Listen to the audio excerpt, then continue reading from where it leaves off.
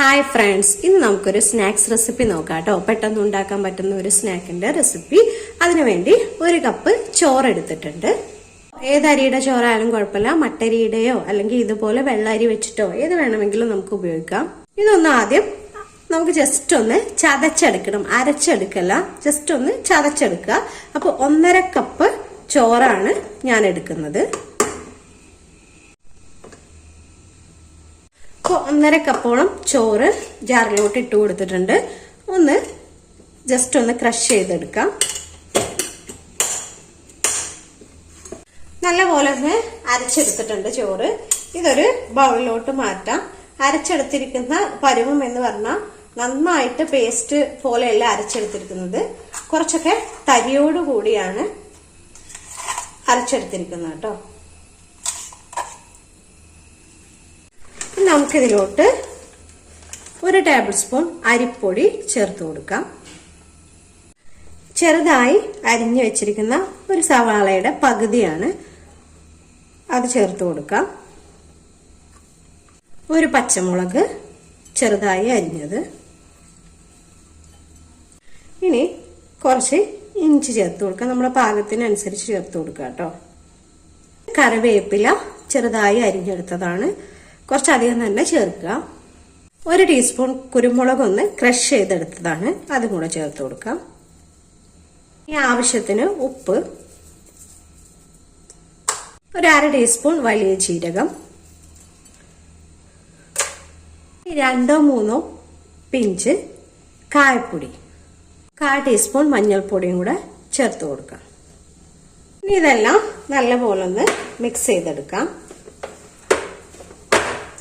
നല്ലപോലെ കുഴച്ചെടുത്തിട്ടുണ്ട്. ഇനി കയ്യില് ഒരല്പം വെള്ളം തൂത്ത് കൊടുത്ത് ഒരു ചെറിയ ബോളാക്കി എടുത്തിട്ട് ഇത് നമുക്ക് വേണ്ട ഷേപ്പിൽ എടുക്കാം. ഞാനിപ്പോൾ ഒരു വടയുടെ ഷേപ്പിലാണ് എടുക്കുന്നത്.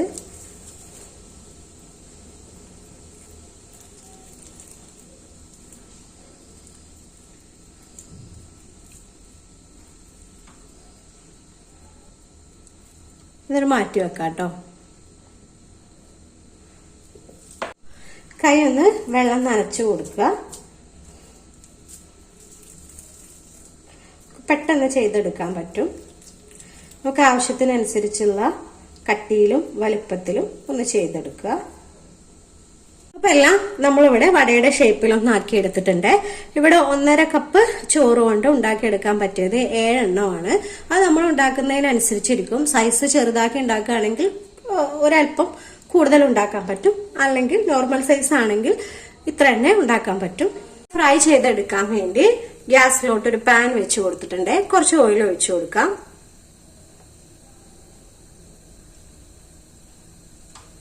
എണ്ണ നല്ല പോലെ ചൂടായി വന്നിട്ടുണ്ട്.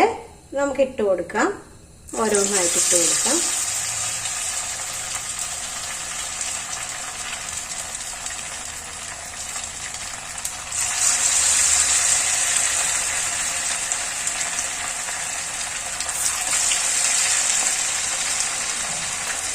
എണ്ണയിലോട്ട് ഇട്ട ഉടനെ തന്നെ നമുക്ക് എടുത്ത് തിരിച്ചിടുക അല്ലെങ്കിൽ ഒന്ന് ഇളക്കി കൊടുക്കുകയൊന്നും വേണ്ട.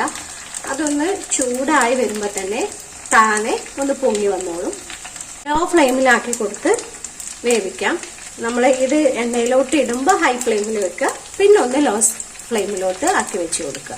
ഇനി ഒന്ന് തിരിച്ചിട്ട് കൊടുക്കാം.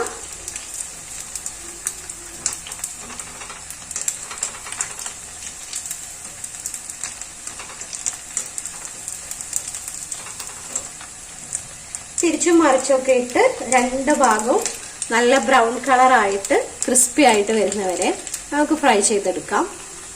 ഇപ്പൊ നല്ലതുപോലെ ഒന്ന് പാകമായിട്ട് വന്നിട്ടുണ്ട്. എണ്ണയിൽ നിന്ന് കോരി മാറ്റാം. നെക്സ്റ്റ് ട്രിപ്പും കൂടെ ഫ്രൈ ചെയ്തെടുത്തിട്ടുണ്ട്.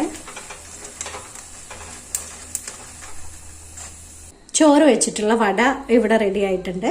വളരെ എളുപ്പത്തിൽ ഉണ്ടാക്കാം, അധികം പണികളൊന്നുമില്ല.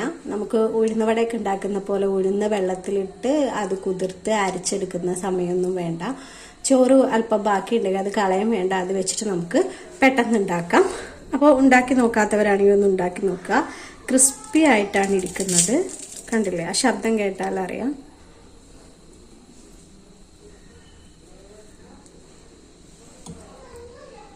അപ്പൊ ഇതുവരെ ഉണ്ടാക്കി നോക്കാത്തവരൊന്ന് ട്രൈ ചെയ്യുക. എല്ലാ പ്രാവശ്യവും പറയുന്ന പോലെ വീഡിയോ ഇഷ്ടമായിട്ടുണ്ടെങ്കിൽ ലൈക്ക് ചെയ്യാനും കമന്റ് ചെയ്യാനും ഷെയർ ചെയ്യാനൊന്നും മറക്കരുത്. സബ്സ്ക്രൈബ് ചെയ്യാത്തവരാണെങ്കിൽ ഒന്ന് സബ്സ്ക്രൈബ് ചെയ്യാനും ശ്രമിക്കണേ. Okay, thank you.